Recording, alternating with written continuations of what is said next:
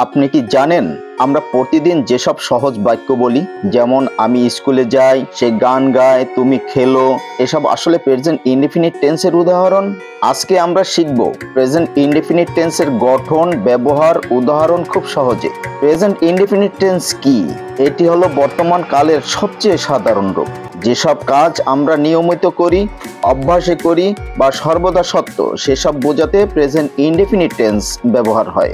এর গঠন প্রণালী হবে সাবজেক্ট প্লাস মেইন ভার্বের প্রেজেন্ট ফর্ম প্লাস অবজেক্ট। এই গঠনটি তিনটি পর্যায়ে ব্যবহৃত হয়, যেমন অ্যাফার্মেটিভ সেন্টেন্সের ক্ষেত্রে, নেগেটিভ সেন্টেন্সের ক্ষেত্রে এবং ইন্টারোগেটিভ সেন্টেন্সের ক্ষেত্রে। অ্যাফার্মেটিভ সেন্টেন্স বা হ্যাঁসূচক বাক্যের ক্ষেত্রে সাবজেক্ট প্লাস মেইন ভার্বের প্রেজেন্ট ফর্ম প্লাস অবজেক্ট। এক্ষেত্রে সাবজেক্ট যদি থার্ড পারসন সিঙ্গুলার নাম্বারে হয়, তবে উহার পরবর্তী মেইন ভার্বের শেষে এস বা ইয়েস যুক্ত করতে হবে। যেমন আই প্লে ফুটবল, আমি ফুটবল খেলি। He plays football, say football খেলে। এখানে আই ফার্স্ট পারসন, যার কারণে প্লের সাথে কোনো এস বা ইয়েস যুক্ত হয়নি। প্লে শুধু মেইন ভার্বের প্রেজেন্ট ফর্ম হয়েছে। কিন্তু হি প্লেস ফুটবল, এখানে he third person singular number, যার কারণে ইহার পরবর্তী ভার্ব প্লের সাথে এস যুক্ত হয়েছে। He plays football. Negative sentence বা নাসূচক বাক্যের ক্ষেত্রে সাবজেক্ট প্লাস ডু অথবা ডাজ নট প্লাস মেইন ভার্বের প্রেজেন্ট ফর্ম প্লাস অবজেক্ট। এখানে সবসময় মনে রাখবেন, সাবজেক্ট থার্ড পারসন সিঙ্গুলার হলে যেভাবে ভার্বের শেষে এস বা ইয়েস যুক্ত হয়েছে, সেভাবে নেগেটিভের ক্ষেত্রে অথবা ইন্টারোগেটিভ সেন্টেন্সের ক্ষেত্রেও সাবজেক্ট যদি থার্ড পারসন সিঙ্গুলার নাম্বারে হয়, তবে উহার পরবর্তী অক্সিলিয়ারি ভার্ব হিসাবে ডাজ ব্যবহৃত হবে। যেমন I do not play football, আমি ফুটবল খেলি না। He does not play football, say football খেলে না।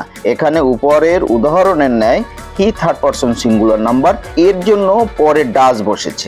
ইন্টারোগেটিভ সেন্টেন্স বা প্রশ্নবোধক বাক্যের ক্ষেত্রে ডু অথবা does plus subject plus main ভার্বের প্রেজেন্ট ফর্ম প্লাস অবজেক্ট। এখানে ওই একইভাবে যদি সেন্টেন্সের সাবজেক্টে যদি থার্ড পারসন সিঙ্গুলার নাম্বার হয়, তবে ডাজ ব্যবহৃত হবে, নয়তো ডু ব্যবহৃত হবে। যেমন ডু ইউ প্লে ফুটবল, তুমি কি ফুটবল খেলো? এখানে ইউ সেকেন্ড পারসন, এটা থার্ড পারসন সিঙ্গুলার নাম্বার নয়, সুতরাং ডু। আর ডাজ হি প্লে ফুটবল, সে কি ফুটবল খেলে? এখানে he third person singular number, সেই কারণে অক্সিলিয়ারি ভার্ব হিসেবে ডাজ ব্যবহৃত হয়েছে। কোন কোন সেন্টেন্সে প্রেজেন্ট ইনডেফিনিট টেন্স ব্যবহৃত হয়, চলুন আমরা কয়েকটি উদাহরণের মাধ্যমে তা বুঝিয়ে দিচ্ছি। নিয়মিত কাজ বোঝাতে, যেমন I go to school everyday, আমি প্রতিদিন স্কুলে যাই। এটা নিয়মিত অর্থে ব্যবহৃত হয়েছে, এটা প্রেজেন্ট ইনডেফিনিট টেন্স। অভ্যাস বোঝাতে, যেমন হি গেটস আপ আর্লি, সে ভোরে ওঠে। এটা তার প্রতিদিনের অভ্যাস।